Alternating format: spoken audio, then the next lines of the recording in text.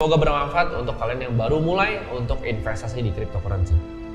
Di sini gue akan bahas apa yang akan gue lakukan kalau gue punya budgetnya minim tapi mau investasi di kripto. Kalian mungkin sampai klik video ini, kalian udah riset mungkin, udah cari-cari, udah mau invest nih, udah sisihin ada uang dingin yang kalian pengen taruh di kripto. Kalian bahkan mungkin udah mulai untuk analisa nih, kalian cari-cari ya kan, kira-kira kripto mana nih yang punya potensi untuk terbang. Mungkin kalian udah cari 5-10 koin yang kalian udah analisa, kalian lihat ini kayaknya bagus dan mungkin bull run cycle depannya itu ada potensi untuk bisa terbang.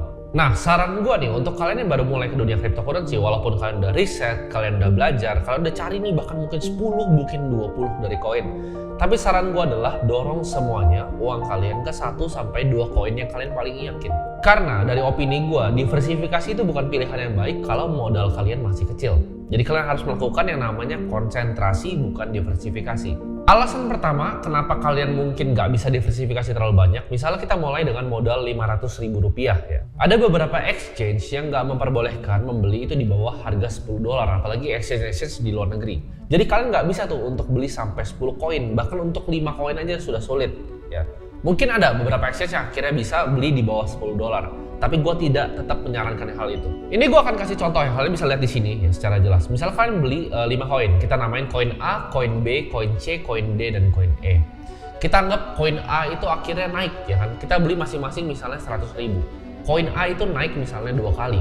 Koin B naiknya 3 kali. Ya. Koin C itu nggak naik, dia tetap aja ya, dia sideways, tetap harganya sama. Koin D itu turun mungkin 50% dan koin E itu hilang semuanya uangnya. Nah, kalau kita lihat seperti itu, akan lebih baik kalau misalnya semua uang kita daripada 500.000 itu kita sebar 100 dan hasilnya seperti itu. Lebih baik dari uang 500.000 tadi, kita beli 2 koin yang kita yakin. Koin A 250.000 dan koin B 250.000. Akhirnya kalau kita lakukan itu, portofolio value kita akan melampau tinggi. Ya, kalian bisa bandingkan di sini ya. Ini yang tadi ini ada 5 di sebelah sini dan kalian bisa lihat nih yang koin A dan B saja. Hasilnya jauh karena kita konsentrasi dan kita fokus. Alasan lagi kenapa 1 dan 2 koin aja kalau modalnya minimal untuk teman-teman yang pemula adalah fee dari exchange ya. Jadi fee exchange itu beragam, ada yang 0,10, ada yang 0,08 dan berbagai macam lainnya. Jadi kalau kalian transaksinya banyak, apalagi di koin-koin yang banyak, 10, 20, bahkan 30 koin, belum lagi kalian mau transfer ke wallet kalian. Mungkin kalau Bitcoin aja kalian murah ya karena ada Lightning Network. Tapi kalau kalian pakai yang ERC20 dan lain-lain, itu akan mahal. Apalagi kalian mulai transaksinya mulai advance sedikit, transaksinya di decentralized exchange, di DEX gitu. Itu gas fee-nya mahal banget. Jadi makin banyak koin yang kalian beli, makin tergerus portofolio value kalian. Kecuali modal kalian udah besar, ratusan juta sampai miliaran. Kalau itu nggak masalah. Tapi modal kalian kalau baru 500.000, baru mau mulai 1 juta, saran gue adalah dikonsentrasi di beberapa koin. Biar nggak terlalu banyak nih ya fee-fee seperti ini. Nanti bukannya kalian dapat keuntungan investasi, malah uang kalian habis tergerus dengan fee. Nah, untuk pemula banget, gue juga nggak saranin kalian, apalagi modal minim, untuk langsung terjun 100% ke dalam dunia trading. Kenapa? Karena banyak hal yang kalian belum mengerti. Kecuali kalian udah ngerti tentang technical analysis secara dalam, kalian ngerti gimana caranya baca order book, ya. Kalian tahu order flow itu seperti apa, kapan smart money masuk, kapan smart money keluar, itu kalian boleh banget trading. Dan gue yakin banyak teman-teman di sini yang bisa trading dan ngasilin income harian, itu banyak yang bisa. Cuman menurut gue itu bukan untuk semua orang, apalagi yang masih modalnya minimal ya. Gue saranin kalian pelajarin dulu teknologinya, kalian meraba-raba dulu, coba beli di exchange, coba transfer ke wallet. Kalian coba-coba dulu, eksperimen dulu, pakai uang dingin yang udah kalian sisihkan. Karena untuk kalian bisa dapetin income harian dari trading itu perlu banyak skill setnya ya, dari technical analysis tadi gue bilang, order flow, kalian harus ngerti money managementnya ya, risiko manajemennya berapa persen kalian bisa hilang dan sebagainya. Ini berdasarkan pengalaman gue pribadi, jadi gue akan sharing. Kalau gue zaman dulu, waktu awal-awal mulai di crypto tahun 2016, 2017 itu siklus pertama gue beli banyak banget koinnya. Karena gue tuh ngeliat, oh yang pertama ini waktu itu dulu sempat Stellar Lumens, itu paling tinggi waktu itu. Gue ngeliat, oh ini udah lumayan tinggi nih naiknya, gue mau ngeliat yang 10-20 ke bawah yang mungkin masih murah yang bisa naiknya seperti itu. Akhirnya gue beli tuh macem-macem semuanya, koin yang udah gak pernah ada sekarang namanya kedengeran ya. Jadi kalau gue gak pernah ngelakuin hal itu dan gue cuma beli yang pasti-pasti aja, contohnya mungkin Bitcoin dan Ethereum, portofolio gue mungkin berkembangnya jauh lebih pesat dibanding gue coba waktu itu sebar-sebar. Karena waktu itu gue punya mindset gini, kalau Bitcoin tuh harganya udah mahal. Padahal yang gue salah adalah itu bisa dibeli fractional kan, lu bisa beli 0,00 sekian Bitcoin. Tapi waktu itu menurut gue 1 Bitcoin mahal, gue mau cari koin lain yang masih $1, $2, ntar naik harganya seperti Bitcoin. Tapi ya itu kesalahan dalam logika berpikir karena gue waktu itu juga masih pemula. Kalian akan lebih pusing karena gini, kalau kalian ngikutin misalnya 5 koin, 6 koin, 7 koin, ini berdasarkan pengalaman pribadi ya. Kripto itu kan 24 jam ya. Ini kita seperti di dimensi waktu yang berbeda dengan orang yang misalnya main saham gitu. Karena main saham dia jam 9 bangun, market buka itu masih oke. Dan dia bisa tutup ntar jam 4 dia udah santai-santai ya karena ada istirahatnya, makan siang juga. Kripto itu nggak ada, kripto itu 24 jam. Jadi berita yang kalian ikutin, kita mesti ngikutin jam di luar negeri gitu, candle close-nya pagi. Terus kita misalnya lihat jam orang Dubai itu jam berapa, jam orang Singapura jam berapa yang aktif transaksi kripto. Korea itu kalau Korean Pump di update itu jam berapa Korea aktif tradingnya. Jadi 24 jam. Dan newsnya itu, berita di kripto itu cepat banget ya kan. Hari ini Vitalik Twitter kena hack, orang pada kena drain gitu kan. Hari ini ntar keluar lagi FTX itu kira-kira punya Solana berapa, Solana turun. Jadi kalau kalian punya 10 koin atau bahkan 5 deh, nggak usah 10. Kalau kalian punya 5 koin, lu harus ngikutin 5-5-nya. Itu pekerjaan yang sangat amat berat. Ini gue kasih contoh ya. Ini sekarang gue di kantor gue, di family office gue. Ini portofolio yang kita pegang. Nah ini kalian bisa lihat portofolio gue itu bahkan nggak nyampe 10 gitu, liquid asset digital gue. Kenapa? Ini bahkan dengan tim ya, gue punya tim analis, gue punya tim trader. Itu nggak sampai 10, karena kenapa? Nggak bisa ngikutin. Jadi apalagi kalian yang nggak punya tim, belum berpengalaman di kripto, saran gue 1 atau 2 udah cukup. Nggak perlu 10, nggak perlu 15, nggak perlu 20 ya. Itu akan bikin aset kalian semakin merugi justru. Karena kalian nggak akan bisa ngikutin apa yang terjadi di marketnya. Perkembangan developernya seperti apa, ya, project akan mau dibawa kemana, komunitasnya seperti apa, beritanya seperti apa. Karena gue bilang sendiri, gue pun yang full time jobnya di kripto itu nggak nyampe 10 ya portofolionya. Gue inget persis tahun 2017 ya, waktu harganya turun drastis Bitcoin waktu itu, wah terjun payung dah itu, lebih dari 50%. Itu tuh di Indonesia, jamnya adalah jam 4 pagi. Jadi kalian bisa bayangin, jam 4 pagi itu kebangun untuk ngeliat candle ke bawah merah seperti itu. Jadi ya kalau kalian mau ngikutin banyak koin terserah kalian, tapi itu bukan hal yang gue sarankan untuk teman-teman yang punya budget minimal. Nah ini jadi saran gue untuk kalian. Kalian kan tadi di awal video mungkin kalian udah sisihin, kalian punya uang nih, oke 500.000, 1 juta, oke gue pengen coba untuk make money di cryptocurrency. Jadi mulai analisa, mulai nge-YouTube, cari mungkin sampai ketemu video ini. Nah saran gue adalah kalian list down. Jadi misalnya kalian punya notes di handphone atau kalian tulis di kertas, kalian tulis 5 koin kalian tuh apa? Contohnya misalnya kalian punya Bitcoin, kalian punya Ethereum, kalian punya BNB, kalian punya misalnya Solana, kalian punya Arbitrum. Nah kalian coba kalian lihat dari koin-koin ini yang kira-kira punya potensi paling banyak tuh apa. Jadi kalian coret sesuatu ya. Nanti gua akan jelaskan gimana caranya kita bisa eliminasi supaya dapat koin yang menurut kalian paling baik akhirnya. 1 atau 2 aja. Jadi kalau punya 5, 3 harus dieliminasi. Kalau kalian investasi di kripto, kalian jangan cuma percaya bahwa harganya akan naik ya. Contohnya seperti meme coin. Karena itu adalah praktik berjudi lah. Kayak semua kita bisa judiin semua ya. Gua sama videografer gua ada mobil lewat di bawah, kita bisa judiin berapa mobil yang lewat. Semua hal di dunia itu bisa dijudiin, dan sama seperti kripto kalian bisa berjudi juga. Kalau kalian cuma pikir koin atau token tuh harganya cuma akan naik, lu udah pasti rugi. Ini kalian bisa lihat dari datanya ya. Exchange di Indonesia, orang-orang Indonesia itu banyak kan pegangnya apa? Shiba sama Doge. Lu nggak percaya ini gue buka nih, ini dari Arkham Intel, kalian lihat nih, ini di Indodax. Jadi orang Indonesia banyak yang kurang edukasi, mereka beli token untuk berharap dia akan jadi sangat kaya raya. Sedangkan kalau kita lihat exchange yang lebih established di luar, ini ada seperti ini. Beda, titik beratnya mereka banyak di Bitcoin dan juga Ethereum. Ini nggak cuma di Indonesia ya, kita bisa lihat sama di beberapa negara berkembang. Biasanya makin aneh-aneh tokennya dan balance-nya selalu rugi. Mayoritas orang Indonesia datang ke market kripto untuk kaya secara cepat. Tadi itu pemikiran dan mindset yang keliru. Sebenarnya mungkin aja sih kalian beli PP gitu kan, kalian harap next bull run nanti 2024 pas Bitcoin naik ini gue beli PP naik 10 kali. Mungkin benar, tapi itu adalah bukan praktik dari strategic investment, melainkan itu adalah praktik perjudian ya. Boleh, sah-sah aja.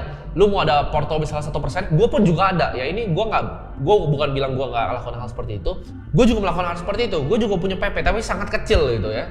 Dan kalau misalkan 0, gue juga bodo amat. Dan kalau 10 kali ya, gue pakai untuk makan-makan gitu kan. Gue juga melakukan. Tapi jangan lakukan ini sebagai praktik investasi. Saran gue, pertama kali kita filter, kita lihat bukan dari market cap, tapi dari trading volumenya. Ada nggak sih yang beneran trading volume? Contohnya gini, kalau kalian cari project di coin market cap, misalnya kita cari koin yang tier 2 ya, yang udah di page belakang.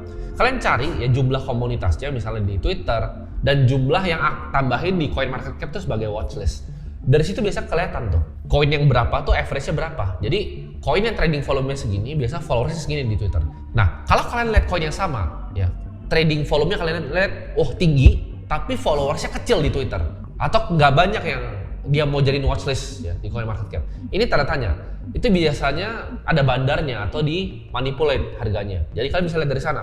Jumlah followersnya kalian lihat ke trading volume dari tokennya. Nah buat kalian yang mau cari bahan koin-koin yang lebih lower cap ya, yang di bawah-bawah dari Arbitrum atau bahkan Polygon, di bawah-bawahnya itu yang lebih kecil-kecil. Saran gue adalah kalian belajar tentang yang namanya selling pressure. Karena ini semua adalah PVP ya, player versus player. Lu beli di sana itu lawan gue beli sini gue lawan lu. Orang beli sana lawan siapa? Itu pasar modal, capital market, mau market kripto, market saham, market forex, itu semua kerjanya sama. Semuanya PVP, orang lawan orang. Jadi kita harus tahu tentang yang namanya selling pressure. Kita harus tahu dulu capital stack-nya dari sebuah project kripto itu seperti apa. Siapa yang dapat uang pertama? Yang pastinya investor early stage. Investor-investor yang kasih uang ke developer percayakan project mereka. Itu pasti dapat uang pertama.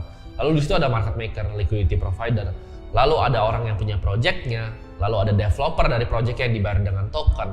Terakhir itu adalah ICO pre-sale. Ketika orang mulai tawarin, oh kita mau ICO, ini masih strategic investor. Baru kalian tuh terakhir banget gitu. Jadi kalian harus bayangin, ini ada orang-orang yang punya kepentingan dan ada uang di sini. Mereka lock up-nya berapa lama? Uangnya dikuncinya berapa lama? Pelajarin vesting period dari mereka. Jadi biasanya kalau kita investor awal di project crypto, karena gue udah beberapa kali invest di project crypto, kita itu punya yang namanya vesting period, yaitu misalnya 6 bulan sampai 8 bulan baru kita boleh buang barangnya. Jadi kita lihat dari tanggal ICO-nya, vestingnya kelar kapan, jangan sampai kita masih pegang barangnya waktu mereka buangin barang. Ya, jangan mau jadi orang yang nyuci piring di dunia capital market. Artinya nyuci piring apa? Misalnya kita pesta nih, ya kan? Kita semua pesta bareng-bareng, terus gua sama market maker yang lain udah mau pulang nih. Terus lu pada baru masuk. Nah itu lu pada yang cuciin piring kita gitu, pesta udah selesai, kita udah pulang, lu baru datang dan akhirnya cuma cuci piring. Jadi jangan mau jadi orang yang cuma cuci piring. Kita harus tahu nih selling pressure-nya kapan. Dan developer itu banyak akal-akalannya untuk nutupin yang namanya selling pressure ini. Biasa paling gampang adalah selling pressure nih, gue tunjukin meme-nya di sini, ya kan, tuh kayak air keluar, mereka tempelin aja pakai namanya staking. Staking itu ibaratnya simpel, kayak kita misalnya mau nabung di bank dikasih bunga lah gitu. Tapi kalau kripto, karena kripto itu dibuat sama developer, mereka bisa atur-atur kan di belakang. Jadi banyak kan staking ini, misalnya kan mereka staking 7%, 14%, 15%. Tapi tokennya inflasinya 100%. Jadi tokennya itu di print terus, tapi mereka kasih staking. Jadi itu kayak semacam nipu gitu. Orang nggak tahu nih ya. Jadi token di staking lalu tokennya sendiri inflationary. Nah ini yang berbahaya gitu. Jadi kalian harus benar-benar perhatikan selling pressure ini. Jangan cuma kalian percaya karena ada staking lalu kalian, oh gue mau ikut nih. Karena gue ngomong gini, ya gue pengen sharing ke kalian apa yang gue udah alami biar kalian nggak alami jatuh bangun ya. Karena gue waktu itu udah pernah hilang uang 2 miliar lebih di Anchor Protocol. Karena janjinya staking 19,5%. Itu gue udah pernah hilang uang. Ya. Jadi di sini gue sharing kalian berdasarkan pengalaman pribadi biar kalian nggak usah bayar uang sekolah yang gue keluarin di market. Karena intinya semua token selain Bitcoin itu ada konsep yang namanya pre-mine. Ya Ethereum pun di pre-mine gitu. Semua koin selain Bitcoin. Karena Bitcoin Satoshi pun waktu itu harus mining. Dia harus melakukan yang namanya proof of work sesuai barang yang dia bikin. Sedangkan koin lain itu semuanya ada pre-mine-nya. Jadi developer tuh dapat alokasi dulu yang dia bisa buangin barangnya. Jadi hati-hati di sana. Nah, selain selling pressure, kita harus tahu juga kenapa koin bisa naik. Nah, ini mikroekonomi sederhana, yaitu supply dan demand. Kalau kita lihat Bitcoin supply-nya cap, nah kita tinggal hitung demand-nya seperti apa. Contohnya, kita lihat ada banyak asset manager yang apply buat Bitcoin ETF. Nah, ini tinggal ditambahin aja semuanya. Ya, kira-kira kalian lihat di sini, ini total yang apply, itu sekitar aset under management-nya 17 triliun dolar. Tinggal kalian hitung, kira-kira mereka mau keluarin berapa? Ya, budget marketing untuk tarik orang lagi untuk beli ETF mereka. Flow-nya berapa? Apakah 1 triliun dolar lagi? Ya, apakah 500 billion dolar lagi? Kalau 500 billion dolar masuk ke Bitcoin dengan market cap 500 billion dolar, harganya berapa Bitcoin? 200 ribu, 300 ribu, 400 ribu? Kalian tinggal hitung sendiri. Jadi nggak cuma selling pressure, tapi demand-nya, ya buying pressure-nya dari mana? Jadi dari tadi beberapa yang gue sampaikan dari trading volume yang kalian perhatiin, kalian ngerti misalnya buying pressure, kalian ngerti selling pressure. Nah token kalian dari tadi kalian lihat nih, misalnya contohnya, oh Solana. Solana tuh investornya siapa? Selling pressure itu apa? Oh ternyata FTX kan karena kasus kemarin. Solana masih banyak di balance sheet-nya FTX ya. Jadi di saat video ini di-shoot mungkin di sekitar 20-an dia akan turun ke 18. Ini selling pressure karena mereka ini harus liquidate untuk bagi uang ke kreditor. Nah itu selling pressure tuh, kalian pelajarin. Nah FTX pegang token apa lagi nih yang kira-kira dia akan dump di market. Nah kalau dari buying pressure kira-kira siapa institusi yang akan masuk? Siapa uang besar, siapa big fund yang akan masuk dalam? Nah jadi konklusi dari video ini, kalian coret tadi semuanya ya, simpulin ke 1-2 yang menurut kalian paling punya potensial dan kalian beli untuk hold di jangka yang panjang gitu. Dan kalian ikutin terus beritanya, ikutin terus perkembangan dari project yang kalian invest. Nah, tapi kalau kalian nggak ngerti mungkin 90% dari apa yang gue ngomongin sekarang, ya kalian beli Bitcoin dan Ethereum aja, nggak usah pusing gitu. Karena kalian masih jauh banget berarti di kripto, kalian masih harus banyak yang kalian pelajari. Di sini gue mau kasih tau kalian bahwa nggak gampang kok untuk kalian Bitcoin. Fund manager banyak banget yang kalah sama Bitcoin tahun ini. Karena tahun ini, kalau kalian pegang Bitcoin dari awal tahun aja ya, kalian beli 10 juta, sekarang jadi 18 juta. Coba tanya, reksadana mana yang bahkan dekat? Fund kripto deh, hedge fund, quantitative fund, macro fund, kalah semua tahun ini ya. Buy data mereka kalah semua. Sama cuman beli Bitcoin ya. Jadi bahkan kalau cuma beli satu ya, makanya gue contohin di borong Bitcoin itu pakai beli Bitcoin. Jadi kalau punya pemula, punya uang 500.000, analisa seperti tadi, atau kalau udah nggak mau pusing, beli aja 250.000 di Bitcoin, 250.000 di Ethereum. Dan sisihin terus setiap bulan, disiplin, konsisten nabung, dan tunggu sampai bull run tahun 2025 di bulan Februari. Ya, ketika nanti bulan Februari, gue udah ngomong berkali-kali di banyak podcast, di banyak video gue, Bitcoin akan all time high di Februari 2025. Semoga video ini bermanfaat. Kalau kalian suka video seperti ini, dimana gue jelasinnya itu sedikit lebih teknis, ya kita akan bahas mungkin lebih dalamnya. Kayak ngitung berapa sih address yang sebenarnya punya Bitcoin, lebih dari 1 Bitcoin, dan lain-lain. Kalau kalian tertarik, ya langsung komen aja, nanti gue akan bikinin video-video seperti ini. Jadi